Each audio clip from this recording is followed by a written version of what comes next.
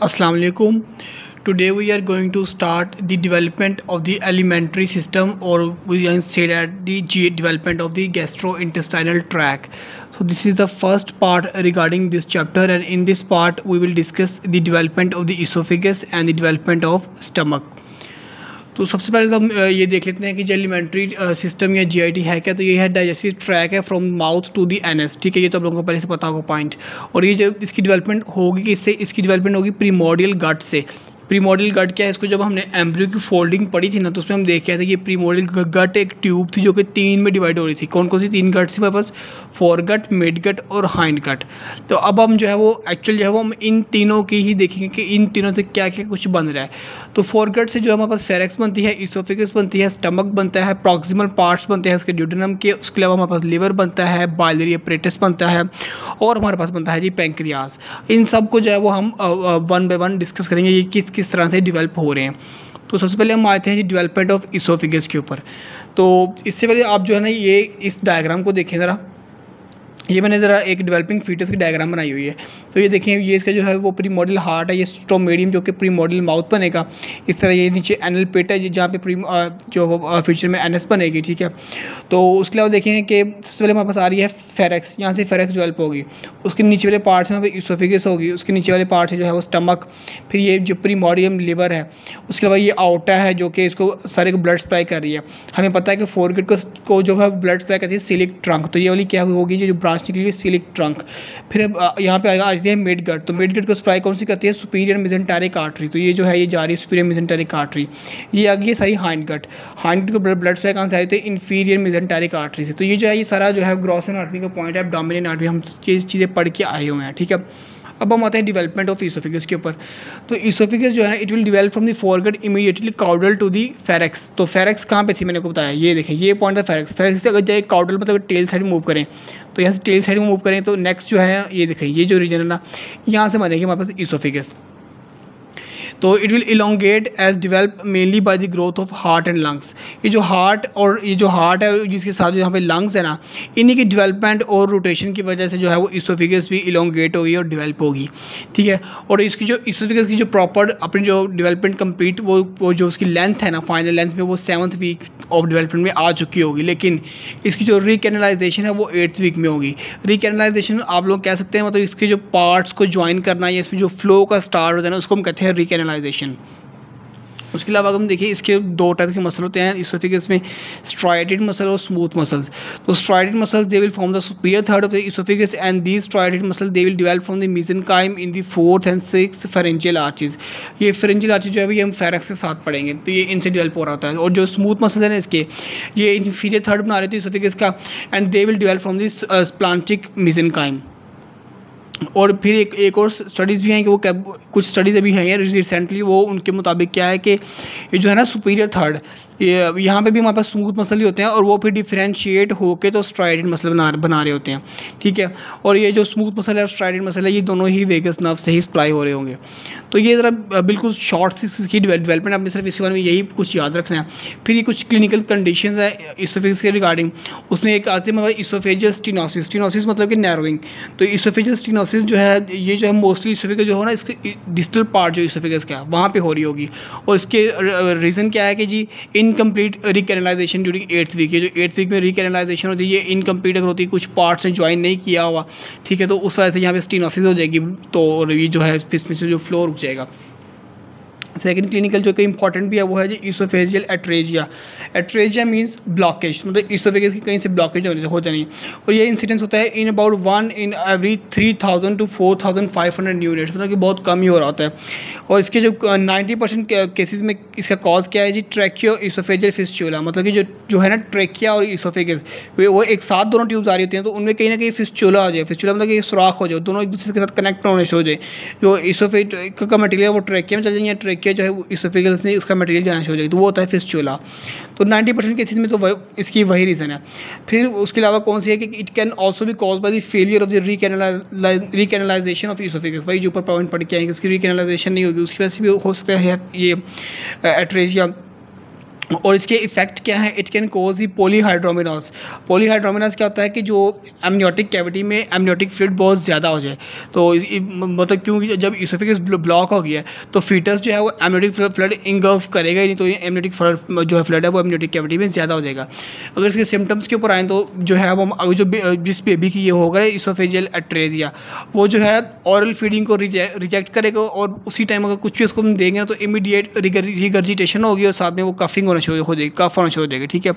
दूसरा ये है कि उसके जो हम कैथीटर जो है ना इसोफेगस में वो नहीं पास होगा, तो हमें जो पता चलेगा कि इसको क्या है, इसोफेजियल एट्रेजिया है। तो ये थी इसोफेगस की डेवलपमेंट। अब हम मूव करते हैं अपनी नेक्स्ट स्टमक की डेवलपमेंट के ऊपर। तो स्टमक जो है ये इसोफेगस जो है वो जो गट ट्यूब थी ना, मैंने बताया फॉर गट, उसके डिस्टल पार्ट से बन रहा है। हम पीछे देख के भी ऐसे, ये देखें इसके ऑलमोस्ट, ये देखें यहाँ पे जाके एंड पे जाके बन रहा है डिस्टल पार्ट, आगे से मिड स्टार्ट हो जाती है, तो यहाँ से बना है स्टमक। फिर ये जो स्टमक है ना, सबसे पहले ये जो गट ट्यूब है, ये मैंने उसी ट्यूब का ना सेगमेंट लिया है फॉर गट की ट्यूब को, जिससे स्टमक बनना है। सबसे पहले इसकी फोर्थ वीक के अंदर इसकी एक फ्यूजिफॉर्म इनलार्जमेंट, ये देखें इस तरह दोनों तरफ से इनलार्जमेंट होगी, फ्यूजिफॉर्म इनलार्जमेंट होगी फॉर गट की ड्यूरिंग द फोर्थ वीक। अब ये जो फ्यूजिफॉर्म इनलार्जमेंट, आप इसकी तरफ बाउंड्रीज देखें, ये इसकी कौन सी साइड है, लेफ्ट साइड है, इसकी राइट साइड है। ऊपर मैंने जो लिखा हुआ था इसकी पोस्टीरियर लिखी, क्योंकि ये डायग्राम 3D नहीं बन सकती, तो इसकी जो पोस्टीरियर वाली साइड है वो होगी डॉर्सल साइड या पोस्टीरियर साइड, और यहाँ पे होगी इसकी एंटीरियर साइड या वेंट्रल साइड, ठीक है। ये इसकी हमें साइड्स याद रखें क्योंकि ये रोटेशन में हमें ये काम आएंगी। अगर इसका क्रॉस सेक्शन देखें ना आप, तो ये देखेंगे इसका क्रॉस सेक्शन, ये जो ऊपर वाला पार्ट है ना इसका मैंने दिखाया हुआ है, तो इस तरह इसकी जो है वो लेफ्ट साइड पे लेफ्ट वेगस नर्व पड़ी हुई है और राइट साइड पे राइट वेगस नर्व पड़ी हुई है। अभी ये इसकी डेवलपमेंट नहीं हुई, डेवलपमेंट के बाद देखते हैं क्या होगा, वो ये है। पहले हम थ्योरी पढ़ ले, फिर हम इस डायग्राम को डिस्कस करते हैं। वो कह रहा है जी फोर्थ वीक तब के बाद जब इसकी फ्यूजिफॉर्म इनलार्जमेंट हो गया है तो इसका जो डॉर्सल बॉर्डर है ना, it will grow faster than the ventral border developing greater curvature. तो मतलब क्या है कि ये जो इसका अब अपना, बल्कि इसी को लें, इस बॉक्स को ही आप ले लें, इस तरह से हम देख लेते हैं। ये जो आप सपोज करें कि ये इसकी लेफ्ट साइड है, ये इसकी राइट साइड है, ये इसकी एंटीरियर है, ये इसकी पोस्टीरियर है, ये डॉर्सल है। वो कह रहे हैं जब डॉर्सल साइड जो ना वो ज़्यादा ग्रो करती है, तो वो इस तरह से ना ऐसे ग्रो करके तो पीछे को जो है ना स्टमक का जो होता है ग्रेटर कर्वेचर होता है वो बना देगी इस तरह कर्वेचर, और आगे वाली साइड कम ग्रो करेगी तो वो क्या बनेगी, लेसर कर्वेचर बन जाएगी। अब हम आते हैं इसकी रोटेशन के ऊपर। तो रोटेशन जो है ना, it is cause by the enlargement of the mesentery and the adjacent organs. तो मेजेंट्रीज क्या है ये हम नेक्स्ट पढ़ेंगे। मेजेंट्रीज और एडजेसेंट ऑर्गन्स इनलार्ज करते हैं, उसकी वजह से स्टमक की रोटेशन, और stomach it will rotate only 90 degrees. तो मतलब क्या है कि पहले अगर ये इस फॉर्म में पड़ा हुआ था ना, तब ये रोटेट करके तो ऐसे आ जाएगा ऑलमोस्ट, ये होता है 90 डिग्री की रोटेशन। तो इस रोटेशन में जो लेफ्ट साइड है वो उसकी जो है वो वेंट्रल बन जाएगी, राइट साइड जो है वो उसकी डॉर्सल साइड बन जाएगी। मैं आपको यहाँ पे समझाता हूँ, पहले ये थ्योरी पढ़ लें। अब है कि इस रोटेशन के इफेक्ट्स क्या होंगे, जो होगा इसका वेंट्रल बॉर्डर। वेंट्रल बॉर्डर मैंने आपको बताया था कि क्या बना था, जो ग्रो कम कर रहा था वो लेसर कर्वेचर बना था। वेंट्रल बॉर्डर या lesser curvature it will move to the right side and the dorsal border, जो उसके पोस्टीरियर बॉर्डर था, जो कि जिसने ज़्यादा ग्रो करके बना दी थी क्या, ग्रेटर कर्वेचर। डॉर्सल बॉर्डर और the greater curvature it will move toward the left side. ये देखिए पहले इस फॉर्म में था, अब इसने 90 डिग्री की रोटेशन ली है, सॉरी हाँ ऐसे था ना, ये चीज़ की राइट साइड, इसने 90 डिग्री रोटेशन ली इस तरह से। ये कौन सी साइड थी पहले, वेंट्रल साइड। अब वेंट्रल साइड अब क्या बन गई, ये अब देखो इधर की राइट साइड बन गई है। ये कौन सी साइड थी इसकी, इधर वाली, this was it's dorsal side. लेकिन अब देखें जब ये रोटेट हो चुका है तो अब ये जो है ये लेफ्ट साइड बन गई। तो यही पॉइंट इसमें एक्सप्लेन किया हुआ है। उसके बाद करेगा जी left side will become the ventral surface and the right side will become the dorsal surface. तो सेम अब ये थी लेफ्ट साइड, ये राइट साइड। अब जैसे रोटेट किया ऐसे, लेफ्ट साइड क्या बन गया, अब देखिए आगे आ गई तो वेंट्रल, राइट साइड पीछे चली गई तो वो जी डॉर्सल साइड बन गई इसकी। फिर वो कह रहा है जी cranial region will move to left inferiorly and caudal will move right superiorly. तो वो अब जी इस तरह से रोटेशन हुई ना इस एस की, उसी के साथ ना ये कुछ ऐसे ही थोड़ा सा रोटेट करेगा स्टमक, इस तरह से ट्रांसफर्सली होना शुरू करेगा बॉडी के अंदर। तो ये जो इसकी थीम है सुपीरियर या जो इसका क्रेनियल साइड था, ये देखेंगे लेफ्ट साइड और इन्फीरियर मूव करेगा। ये जो इसका कॉर्डल एंड था ये देखें, ये राइट, इस राइट था ना, राइट साइड और कुछ सुपीरियरली इस तरह से मूव करना शुरू कर देगा। और नेक्स्ट पॉइंट लिखा हुआ है कि stomach is almost transfers to body. मैंने आपको अभी बताया कि वो जो है वो ट्रांसफर्स होने की कोशिश करेगा बॉडी के अंदर। उसके अलावा है जी left vagus nerve will supply the anterior wall and the right vagus nerve will supply the posterior wall. ये चीज़ ये मैंने डायग्राम ड्रॉ की हुई है आफ्टर रोटेशन में, तो अभी समझाऊंगा। लेकिन अभी आप इसके तरह की क्रॉस सेक्शन को देखें, तो क्रॉस सेक्शन में क्या हो रहा है कि अभी देखें यहाँ पे क्या था, राइट वेगस नर्व राइट पे थी, लेफ्ट वेगस नर्व लेफ्ट। अब राइट साइड कहाँ मूव करिए रोटेट करके, यहाँ पे जहाँ पे डॉर्सल थी, तो राइट वेगस नर्व भी उसकी डॉर्सल साइड पे मूव कर जाएगी। लेफ्ट साइड वेंट्रल आ गई थी तो लेफ्ट वेगस नर्व भी जो है वो वेंट्रल साइड पे मूव कर जाएगी। तो इस तरह से अब जो लेफ्ट वेगस नर्व है वो वेंट्रल साइड या एंटीरियर साइड को सप्लाई कर रही होगी, और राइट वेगस नर्व जो है वो जो हमारे पास डॉर्सल साइड थी यहाँ से उसकी पोस्टीरियर साइड थी उसको सप्लाई करेगी इन द डेवलप्ड जो हमारा स्टमक होगा। फिर हम आते हैं इसकी मिजेंट्रीज़ के ऊपर। तो मिजेंट्रीज़ एक्चुअली क्या होती है, क्या जो ये मिजेंट्रीज़ है ना, ये कुछ स्ट्रक्चर्स हैं जो कि किसी भी ऑर्गन को ना एब्डोमिनल वॉल के साथ कनेक्ट कर रहे होते हैं। तो स्टमक की मिजेंट्री होगी, उसके बाद हमारे पास जो है वो इस तरह से इंटेस्टाइन की मिजेंट्री होती है, हमारे पास जो है वो कोलोन्स की भी। तो हर मिजेंट्री का एक स्पेसिफिक नेम है। तो स्टमक की मिजेंट्री को हम कहते हैं जी मीजोगैस्ट्रियम। तो स्टमक की हमारे पास होती है दो मिजेंट्री, एक होगी हमारे पास डॉर्सल मीजोगैस्ट्रियम और एक होगी वेंट्रल मीजोगैस्ट्रियम। डॉर्सल मतलब जो डॉर्सल साइड से अटैच करी होगी और जो वेंट्रल मतलब जो वेंट्रल साइड से अटैच करी होगी। अब आप तो से देख रहे होंगे कि मैंने इसके ऊपर ये पेपर्स क्यों लगाए हैं। तो ये एक्चुअली मैंने इसकी मिजेंट्रीज दिखानी थी आप लोगों को, इस तरह से आपको अच्छी तरह समझ आएगी। तो पहले देखें बिफोर रोटेशन ये थी हमारे पास, तो अब ये क्या थी इसकी डॉर्सल साइड। तो ये कहाँ पे जाकर अटैच होगा, आप सपोज कर this is the dorsal mesogastrium and it is attach with the dorsal wall और द पोस्टीरियर एब्डोमिनल वॉल। ठीक है, ये थी हमारे पास वेंट्रल मीजोगैस्ट्रियम, इसकी जो एंटीरियर साइड की मिजेंट्री थी, और ये जाकर अटैच हुई थी एंटीरियर एब्डोमिनल वॉल के साथ। अब देखें यहाँ से ये वॉल के साथ तो ये फिक्स रहेगी, लेकिन इसने क्या कर दिया, अब स्टमक ने इसे रोटेट किया, ये उधर फिक्स पड़ी हुई है, स्टमक ऐसे रोटेट कर गया 90 डिग्री के ऊपर। तो ये देखें ये उधर ही रहेगी और ये स्टमक के साथ रूट। अब ये क्या बन गया, ये हमारे पास देखिए ये एक रिसेस बन गया यहाँ पे। तो इस रिसेस को हम कहेंगे, या बरसा बन गया, इसको हम कहेंगे जी ओमेंटल बरसा। तो अब आपको पता चलेगा कि ओमेंटल बरसा किस तरह बना था। ओमेंटल बरसा ये देखिए ये पॉइंट लिखा भी हुआ कि ये जो डॉर्सल मीजोगैस्ट्रियम था ना, it is carry to the left during the rotation forming the omental bursa. किसको जो है वो हम ये इस तरह से लेफ्ट की साइड पर हम लेके आएंगे। इस तरह जब रोटेशन हुई थी तो ये अटैचमेंट इसकी फिक्स रहेगी, तो ये हमारे पास ये बन जाएगा ओमेंटल बरसा।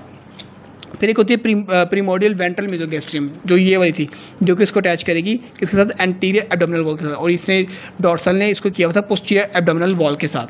अब हम डिस्कस कर रहे थे ओमेंटल बरसा को।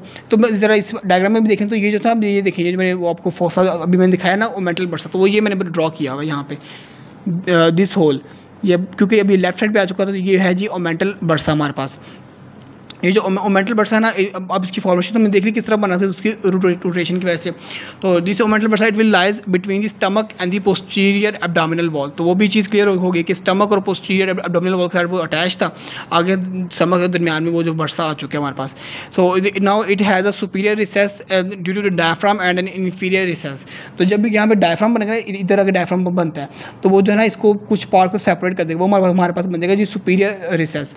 और ये जो नीचे वाला पार्ट है ये हमारे पास जी इन्फीरियर रिसेस। अब जैसे जैसे जो ये जो है ना ओमेंटल बरसा ये ग्रो करेगा, ये इन्फीरियरली ग्रो करना शुरू करेगा ना, inferior recess it will be present between the dorsal mesogastrium the greater omentum. तो ये जो है ना अब ये नीचे ऐसे मूव करेगा तो ये ग्रेटर ओमेंटम के दरमियान में चला जाएगा, और उसके बाद जो है वो ग्रेटर मोमेंटम की जो है वो लेयर्स फ्यूज़ कर जाएंगी। बाकी इसको जो है वो हम डिटेल में नेक्स्ट पढ़ेंगे। अब ये इंटरेस्टेशन में आ गया, इंटरेस्टेशन के अंदर देखेंगे। तो होप्स हो कि आपको ये इसकी यहाँ पे समझ आ चुकी होगी इन पॉइंट्स की। अगर अभी भी किसी पॉइंट की समझ नहीं आई तो आप लोग जो है वो कमेंट्स में पूछ सकते हैं। Thank you.